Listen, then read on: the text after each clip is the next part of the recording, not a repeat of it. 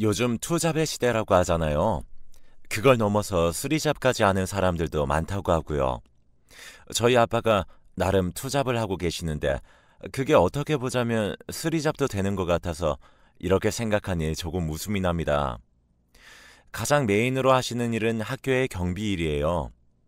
그냥 자리만 지키시는 업무고요. 하루에 8시간, 어쩔 때는 9시간도 계십니다. 월급을 일당으로 환산해 보면 하루 4만 원 정도밖에 안 되는 금액이에요. 나라에서 정해놓은 최저시급이라는 것이 있는데 명백한 임금 위반이기는 하죠. 저도 처음에 그거 듣고는 아니 뭔 그런 일이 다 있냐고 했는데 아빠는 적적함도 달래실 겸 규칙적인 일과를 만드신 것에 의의를 두신다고 하네요. 점심은 급식소에 가거나 가끔은 집에서 드시고 다시 돌아오신대요. 저희 아빠의 친구분도 그런 일을 하시는데 옆 동네 학교에서 근무하고 계신지라 서로 상황이 아주 비슷하다고 합니다. 그래서 아빠가 한가하고 심심할 때면 그 친구분과 통화를 하면서 주로 오후 시간을 보내신다고 하네요. 제가 진짜 아빠 폰 요금제를 통화 무제한으로 해놓을 수밖에 없었네요. 제가 저희 아빠가 투잡이라고 그랬잖아요. 다른 일은 트럭에서 사과를 판매하시는 거예요. 한 다리 건너서 아는 농장주를 통해 직거래를 하고 계세요. 크게 한 봉다리 20개에서 25개 들은 것을 대체로 2만 원씩 판매하시는데 정말 맛있습니다. 평일에는 엄마 혼자 이틀에 나가서 장사하시고 주말에는 아빠랑 같이 두 분이서 하세요. 트럭 세워놓는 그 길목을 지나면 크게 장터 열리는 곳이 있어서 주말마다 유동인구가 꽤 있는 편입니다. 오며 가며 사과 사주시는 분들이 있죠. 제가 얼마 전에 주말 껴서 친정집에 내려갔다가 장사하는 트럭 앞쪽으로 가봤어요. 마침 손님 한 분이 앞에 계시더군요. 어떤 아주머니 한 분이 사과를 구경하면서 박스 담긴 걸로 살까, 낱개로 담긴 소쿠리로 살까, 그걸 고민하고 계시는 중이었습니다. 소쿠리 2개를 고르셔서 아빠가 그걸 큰 봉지에다가 담아주셨죠. 저는 가까이 가지 않고 그냥 제 위치에서 그 모습을 보면서 미소 짓고 있는데 아빠가 손에서 봉지를 놓치시는 거예요. 금세 사과 5개 정도가 봉지에서 튀어나와 떨어져 바닥을 구르더군요. 제가 순간 깜짝 놀랐습니다. 그런데요, 그 아주머니께서 바로 손을 저으시면서 괜찮다는 제스처를 해보이시는 겁니다. 직접 사과를 얼른 주워다가 봉지에 다시 넣으면서 꾸벅 인사를 하고 자리를 뜨셨어요. 그 광경에 어찌나 고맙던지요. 저희 아빠가 다리를 좀 절어요. 다리를 절기도 하시니 순간적으로 봉지를 놓치셨던 거죠. 엄마가 대처하는 순발력이 빠른 것도 아니에요. 저희 엄마는 살짝 지체장애가 있습니다. 간단히 손님 응대하고 장사하는 것에는 아무런 문제가 없고요. 그런데 대화가 길어지거나 여러 가지 주제로 말을 해보면 금세 티가 납니다. 쉽게 정리해서 저희 부모님은 두 분 다 장애인이십니다. 자식은 저 하나뿐이라 외동딸이고요. 저 어렸을 때 저를 외할머니께서 거의 키워주셨어요. 저에게서 장애가 나타날까봐 항상 마음을 졸이셨다고 합니다. 외할머니께서는 아무래도 옛날 분이라 그런지 아들 낳는 걸 그렇게나 원하셨대요. 첫째 이모가 딸이었으니 둘째는 꼭 아들이길 바라셨다네요. 그런데 둘째인 저희 엄마를 낳으시고 나서는 자식을 더 안 가지셨습니다. 저희 엄마를 출산하시고 나서 몸이 약해지는 바람에 외할머니께서는 셋째를 몇 년 기다렸다가 가지실 생각을 원래는 하고 계셨대요. 그런데 그렇게 몸 관리를 하던 도중 둘째인 저희 엄마에게 장애가 있다는 걸 알게 되신 거예요. 그저 또래에 비해 배우는 게 늦다, 많은 부분에서 더디다, 이렇게만 여겼는데 그게 장애였던 거죠. 자기 자식이 그러면 잘 모르나 봅니다. 현실 부정인 것인지 외할머니는 물론 외할아버지도 전혀 모르셨다가 동네 이웃분들이 좀 이상하다고 언지를 계속 주셔서 알게 되셨다네요. 저희 아빠는 다 커서 후천적으로 다리가 그렇게 되신 게 아니라 소아마비로 장애를 갖게 되셨어요.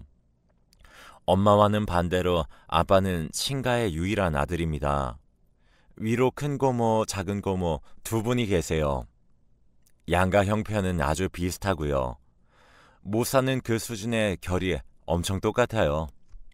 그래서 제가 자라는 동안 계속 하게 된 생각이 집안에 장애인이 있으면 온 가족이 케어해야 하고 자꾸 신경 쓰고 하느라 가세가 쉽사리 펼쳐지기 힘들다는 것이었어요. 그리고 그 장애인 당사자가 성공하기도 힘들기 때문에 돈은 더욱 안 모인다는 생각이었죠.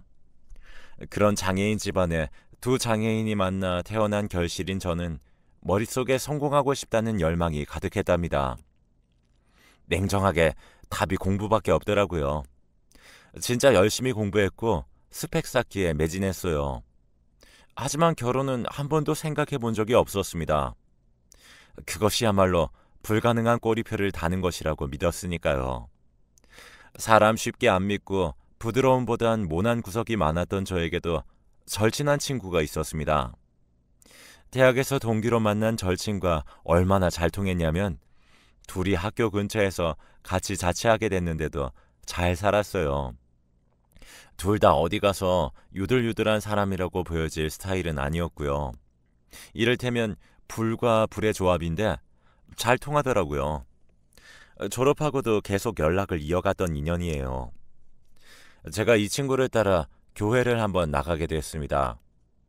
친구가 원래 교회 다니는 것은 같이 살면서 알고 있었어요. 그런데 저한테 같이 가자던지 강요는 일절 안 했었죠. 어쩌면 제가 종종 뱉었던 말 때문이었는지도 몰라요. 신은 없다고 그랬거든요. 제가 우리 엄마 아빠 두 분 다 그렇게 태어났고 그 덕분에 양쪽 집안 가족들 전부 없는 살림에 더 개고생해가면서 산 거 보면 신은 없는 게 분명하다고 한탄을 했었어요. 제가 성인이 되면서 좀 나아졌지만 학창 시절에는 성격이 개판이었기 때문에 나이가 들어도 비관적인 부분이 꽤 남더라고요. 저희 아빠가 사회생활하면서 가장 역할 비스무리하게 흉내라도 내게 된 것이 제가 고등학교 2학년 전후쯤이었을 겁니다. 사회 소외계층을 위한 일자리가 나오는 게 있는데 저희 아빠는 그것 조금마저도 잘 안 하셨거든요. 엄마는 집에만 계셨죠. 저는 그 가운데 지독한 사춘기를 알았습니다. 환경이 그래서인지 타고난 게 그랬는지 저는 성깔이 있는 편이었어요. 그런데다가 성공에 대한 욕망으로 학구열은 있으니까 짜증을 엄청 자주 내고 살았습니다. 구질구질하고 희망의 불씨 따위는 없는 집구석에 거의 5년 이상 매일같이 화를 내면서 지냈던 것 같아요. 그런 저의 생활에 진절머리가 났었기 때문에 신은 없다고 여기는 게 머리에 박혀 있었고요. 몇 년이라는 세월이 흐르니까 저도 누그러진 것인지 문득 그 친구를 따라서 교회를 한번 나가보게 되었어요. 청년부에는 예배를 따로 드리는데 규모도 크고 재미있다고 친구가 그랬습니다. 사실 저는 그 교회 근처에 순대국밥이 유명하다고 해서 그거 먹으려고 간 거였죠. 서울에서 손꼽히는 순댓국 맛집이었기에 궁금했거든요. 그런데 예배가 끝나니까 웬 모임이 있었어요. 한 조마다 적으면 5명, 많으면 8명 이상까지도 있는 모임 시간이 예배 후의 순서였던 겁니다. 저는 그 친구의 조에 어리둥절한 채로 같이 들어가 앉아 있었어요. 거기 조장이라는 남자가 자기도 조장 맡은 지 얼마 안 되어 뻘쭘한데 잘 부탁드린다면서 진행을 막 하더라고요. 별건 없었고 같이 간식 먹으면서 지난주 어떻게 살았는지 그런 얘기들을 나누는 모임이었습니다. 그것까지 마치고 친구랑 순댓국을 먹었는데 정말 맛있었어요. 그럼에도 다시 교회에 갈 생각은 없었건만 그날 밤에 조장한테서 메시지가 왔습니다. 잘 들어갔냐고 다음 주일에도 뵐 수 있으면 좋겠다는 내용이었죠. 저는 제 생활에 새로운 패턴이 고정되는 게 싫었고 종교에도 관심이 없었으므로 다시 갈 마음은 들지 않았어요. 다음 주 일요일에는 오전에 영화관이나 가고 하루를 여유롭게 지낼 계획이었죠. 그런데 제가 웬일로 그날 늦잠을 잤어요. 일어나니까 알람은 꺼져 있고 영화 시작 10분 전이었는데 영화관까지 가기에는 어림도 없었죠. 멍하게 있다가 대충 밥을 먹는데 친구한테서 연락이 오길래 딱히 할 것도 없어서 또 그 교회를 따라 나갔습니다. 예배 시간 들어가는데 인파 속에서 그 조장을 딱 마주쳤어요. 아까 없으시길래 오늘 안 올 줄 알았어요. 쾌활하게 저를 먼저 아는 척을 하더라고요. 전 어색해서 목례만 하고 자리를 피했었죠. 예배 마치고 튈까 싶었는데 모임 간식으로 치킨을 시켰다길래 그냥 또 참석해봤습니다. 제가 2주 연속 얼굴을 비추니까 그제서야 다들 저에 대한 질문을 하더라고요. 무슨 얘기가 흘러가다가 제가 부모님 두 분 다 장애가 좀 있다고 그런 말을 하게 됐어요. 그런데 제가 겉으로는 티를 안 냈지만 많이 놀란 게 조장이 제 얘기를 듣고서는 네, 그러시구나 이러고 마는 거예요. 너무 태연하게요. 저는 그때까지 살면서 부모님이 장애인이신 것에 대해서 힘들었겠다, 어떡해, 이런 유의 반응만 접해왔어요. 어쩌다가 선천적이냐, 후천적이냐, 이런 질문도 한번 들어봤네요. 학교 다닐 땐 부모님이 장애인인 걸 알고서 착한 애들은 저를 동정했고 나쁜 애들은 저를 얕잡아봤죠. 모임이 파하고 다들 각자 흩어질 때 제가 조장한테 가서 슬쩍 부모님에게 이렇게 반응 없는 사람은 처음 봤다고 그랬어요. 부모님이 안 계실 수도 있고 평범할 수도 있고 외국인일 수도 있고 뭐 그런 거죠. 근데 조장이 엄청 시큰둥한 말투로 얘기하더라고요. 그러면서 웃는 표정은 되게 다정한 기운이 있었습니다.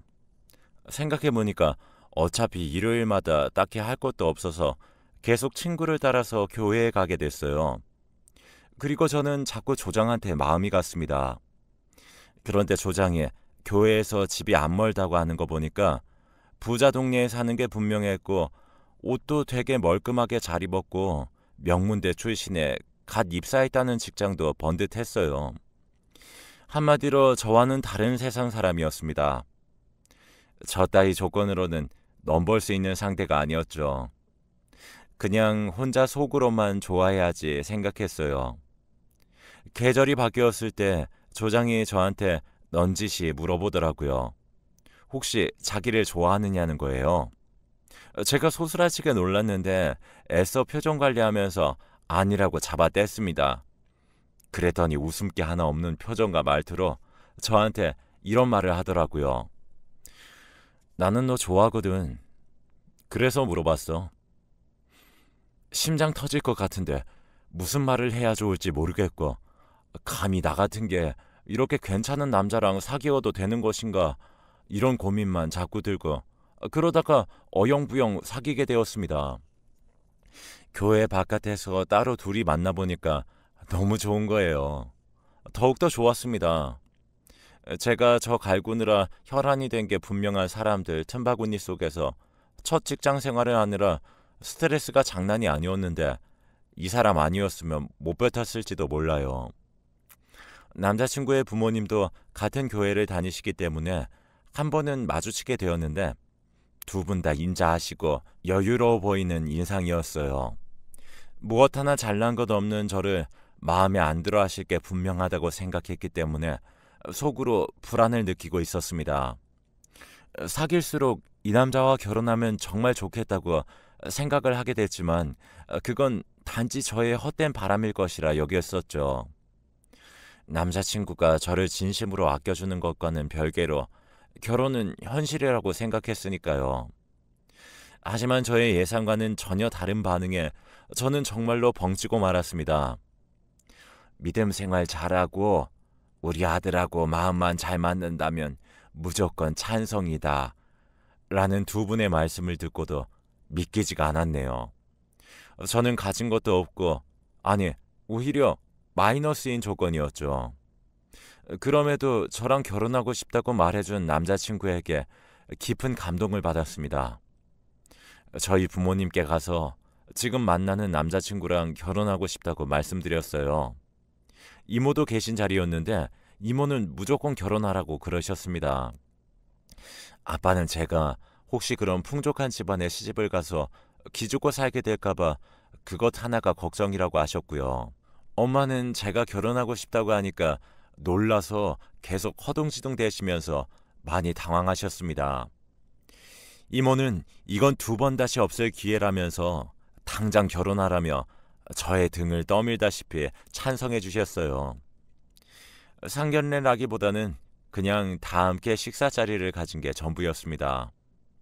분위기가 부드러워서 내내 긴장을 많이 했던 제 마음도 그 자리에서 많이 풀어지게 되었습니다. 저희 결혼하게 되었다고 제 친구에게도 밥을 따로 사주었고요.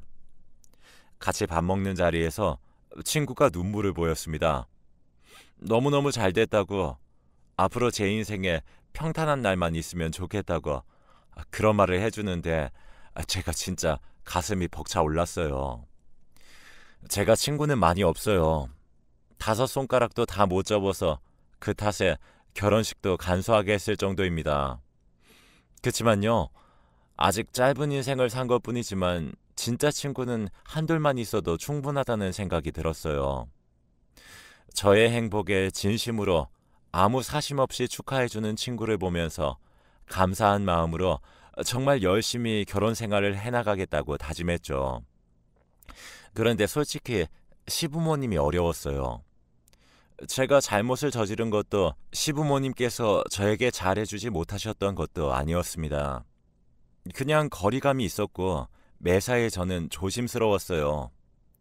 못난 모습, 격떨어지는 모습을 보이면 안 된다는 강박이 생겨서 항상 신경 쓰면서 지냈습니다.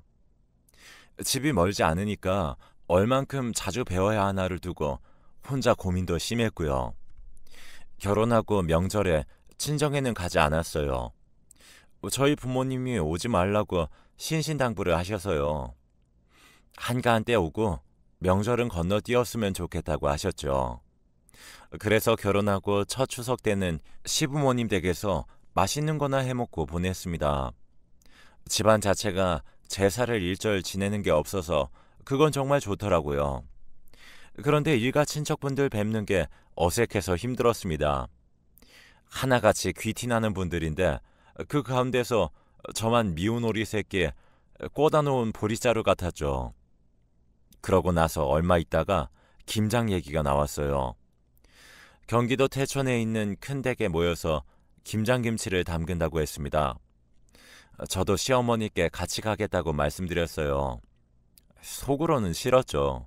불편하고 힘든 일만 종일 할 게 뻔하고, 그렇지만 반사적으로 그렇게 말이 나가고 말았습니다.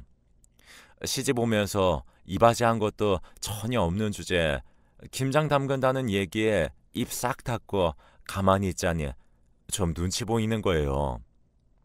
배추는 큰 댁에서 전날에 미리 절여놓는다니까 우리는 양념이나 바르고 수육이나 삶아 먹자는 예비 형님의 말씀에 그나마 좀 웃음을 지어 보일 수 있었습니다. 내심 걱정이 많았지만요. 제발 김장날이 오지 않기를 바라면서 지냈는데 그럴수록 시간이 왜 이렇게 빨리 가던지요. 약간의 어색함 속에서 자리 잡는 것도 잠시 양념을 버무리느라 저도 바빠졌습니다. 그런데 양념이 엄청나게 빨갛더라고요. 아주 시뻘건 색이었는데 먹어보면 막상 그렇게 안 매운 고춧가루 양념이었어요. 마치 새빨간 떡볶이를 먹었는데 생각보다 안 맵고 감칠맛이 맴돌 때 그 감상과도 같았습니다. 그래도 아주 칼칼하긴 했죠. 시어머니와 이런저런 가벼운 대화를 나누며 작업을 했는데 그러다가 저희 친정집 얘기가 나왔어요.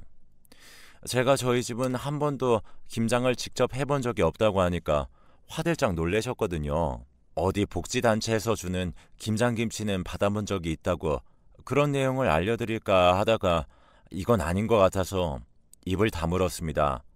대신 유야무야 둘러댔죠. 가끔 조금씩만 해드세요. 김장은 본격적으로 안 하려고 하셔서요. 그러면 오늘 한 거 좀 싸다가 택배로 보내드릴까? 우체국으로 붙이면 금방 갈 텐데. 네? 아니에요. 감사하긴 한데 괜찮아요. 그렇게까지 신경 안 써주셔도 돼요. 그런데 시어머니께서는 자꾸만 저희 친정에다가 김치를 보내주려고 하시는 거예요. 그래서 제가 고민하다가 이건 솔직하게 말씀드려야 할 것 같아졌습니다. 사실은 김치를 잘 못 드세요. 엄마가 특히 매운 걸 거의 못 드시거든요. 매운 음식 먹는 걸 가르치는 게 힘드니까 외할머니께서 옛날에 김치를 무조건 물에다가 씻어서 주셨대요.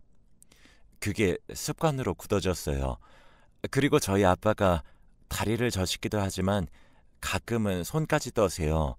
그래서 어렸을 적부터 양념 있는 걸 많이 안 드셨대요. 반찬 놓칠까 봐서요.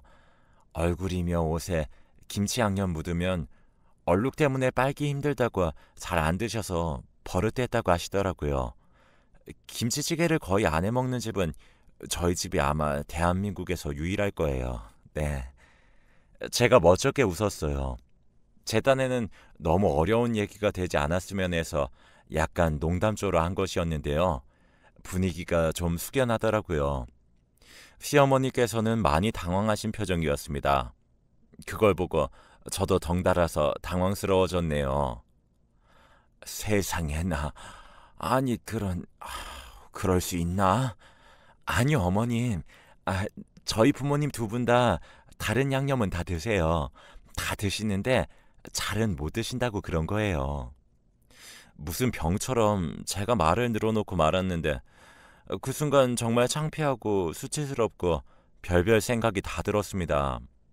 그저 이 순간이 얼른 지나가길 바라면서 속으로 빌며 버텼어요. 그날은 무슨 정신으로 김장을 마치고 집까지 돌아왔는지도 모르겠어요.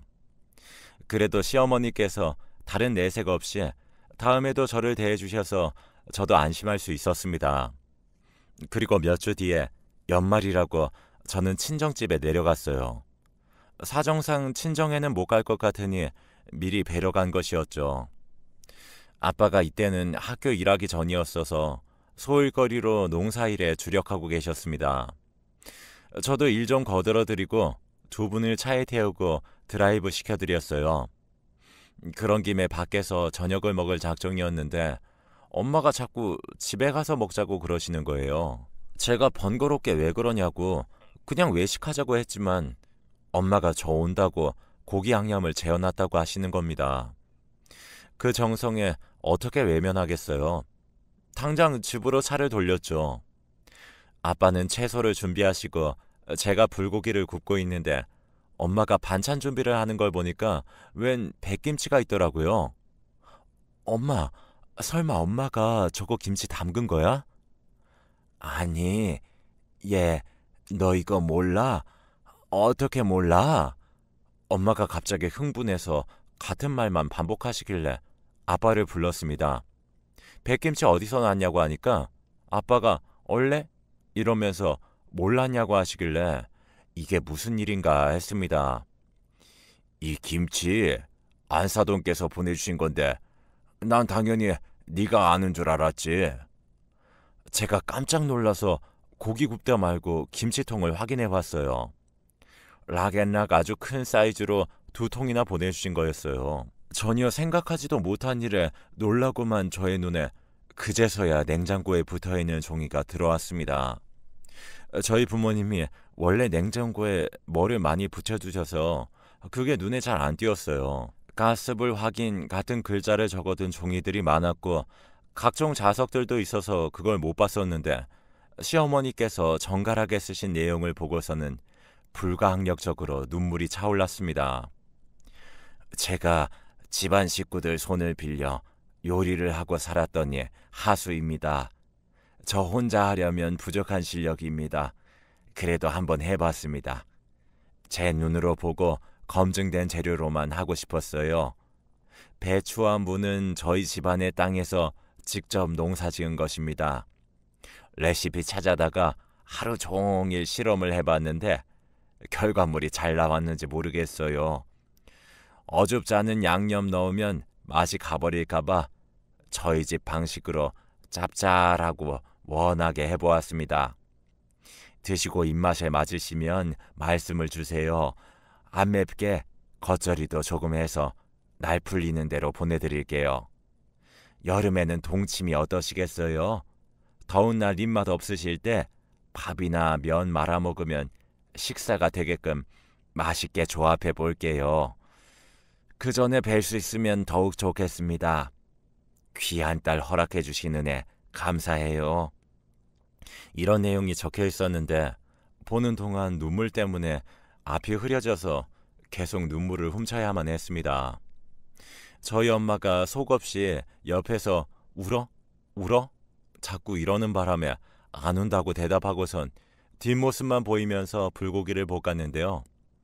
사실 계속 눈물을 삼키느라 힘들었습니다. 저녁상 사진 찍어놨다가 첨부해서 더 시간 늦어지기 전에 설거지 마치는 대로 시어머니께 메시지를 보냈어요. 너무 맛있고 정말 너무 감사하다고요. 그랬더니 시어머니께서 답장하시기를 김치 한다고 싱크대 전부 차지하고 난리 피우느라 스케일이 장난 아니었다. 내가 요리 못하고 음식 못하는 거 이럴 때 들키는 거야. 라고 너스레를 떠시는데 그 모습에 더 감사함을 느꼈습니다. 저희 엄마가 정말 좋아하신다고 국물을 싹 들이키신다고 하니까 엄청 뿌듯해하시고 좋아하시더라고요. 백김치가 하나도 안 매운데 시원하고 자꾸 당기는 맛이었어요. 저희 김장김치도 그때 성공해서 맛이 끝내줬지만 시어머니께서 저희 친정부모님을 위해 따로 수고해 주신 백김치의 맛은 못 따라간다고 생각합니다. 웃겼던 게 남편도 듣고 놀라서는 진짜? 우리 엄마가? 말도 안 돼! 이러더라고요. 그 겨울 어느 때보다도 따뜻한 연말 연시를 보냈고 저는 아이도 낳았습니다. 코로나 때문에 원래 예정해 두었던 돌잔치는 생략했지만 가족들끼리 모여서 즐겁게 식사 자리를 가졌어요. 아이는 정말 건강합니다. 애 낳고 나서 혼자 집에 내려가 본 것은 이번이 처음이었어요. 아빠의 실수로 바닥에 떨어져 대굴대굴 굴러간 사과. 그 때문에 떨어진 부분이 상했을 텐데도 되려 웃어주시면서 꾸벅 인사까지 남기고 가주신 아주머니 손님을 보면서 마음 한켠이 뭉클해졌습니다. 아주머니께서는 모르시겠죠. 그 고운 마음씨에 대고 사과 장수에 따른 그 순간 저를 올려드리고 싶었던 것을요. 점차 추워지는 날씨에 그 따뜻한 광경을 보면서 시어머니 백김치가 떠올라 버렸네요. 평생 간직할 감사함이에요. 저로서는 오랜만에 옛일을 되돌아보는 기회였습니다. 저희 부모님은 작게 농사도 지으세요. 어디 파는 건 아니고 직접 드시고 나눠주시는 목적이에요. 이번에 보니까 고구마 캐놓은 거 호숙 잘 되었다고 시댁에 가져가라고 상자에 준비를 해놓으셨어요. 예쁜 모양만 골라놓으신 것에 살짝 웃음이 났습니다. 학교 경비에 사과 장사에 농사까지 저희 부모님 아주 바쁘게 지내고 계세요. 집에 가만히 있는 게 이제는 싫으시다네요. 너무 멋지신 것 같아요. 제가 이런 부모님을 두었기에 제 분에 넘치는 시댁을 만나는 축복을 받은 것이라고 과거의 저라면 상상할 수도 없었을 그런 생각을 해봅니다.